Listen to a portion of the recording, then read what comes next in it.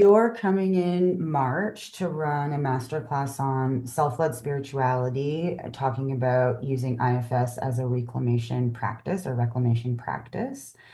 Do you Yeah, want to tell us a little bit about what you're going to bring us? yeah, for sure. So the reclamation movement is all about how people kind of recover from spiritual trauma and sort of reclaim aspects of their humanity that they've lost in the course of trauma or lost access to, which certainly we know in IFS, that's what we're doing all the time as we retrieve our exiles and unburden them and allow them to kind of restore, their natural way of being in our system.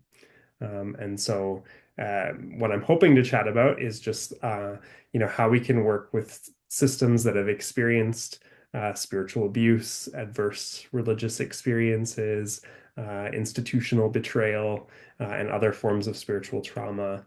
To really sort of honor the way those systems have been harmed, to really witness kind of what needs to be witnessed in those systems, and then really invite that reclamation process for their exiles.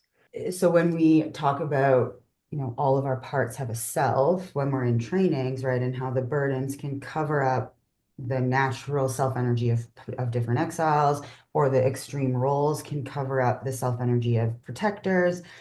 So do you talk about how when you unburden some of these things that the parts get access to their own sort of inner spirituality inside of Yeah. them when they have access, or is it a little bit different? Yeah, I think like a lot of fundamentalist religion where places where people might have experienced spiritual trauma is very manager led. So there's a lot of rules around how you can access spirituality or how you can access spirit, what that relationship is supposed to look like. And so I think why IFS is such a beautiful tool for people sort of recovering from this is that it helps people sort of access their own innate ability to do that without the rules, without the managers kind of driving what that has to look like. And yeah, it can be a really beautiful process for people to realize they have the capacity for that inside them. Mhm.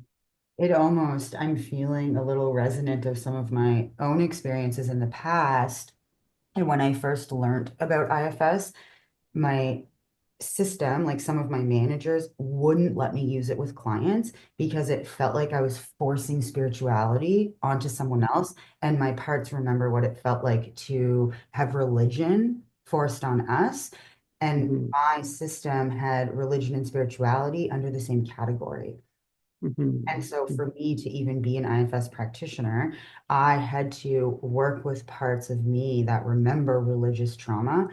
And as I did that, there was a separation between religion and spirituality. And I was able to move that pendulum, like let go of some of the religious trauma and the rules.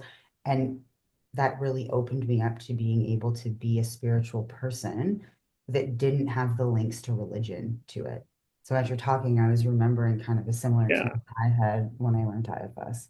Yeah, me too. I think one of the things I remember from my like first training with Derek is just like the allowance of skeptical parts to be there, right?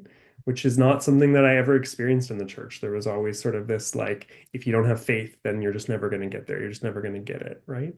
But this honoring of the fact that I have some parts that want to protect me from things that aren't for me. And that's part of my own sort of self-led spiritual journey is to allow those parts to be there and to really honor what their concerns are.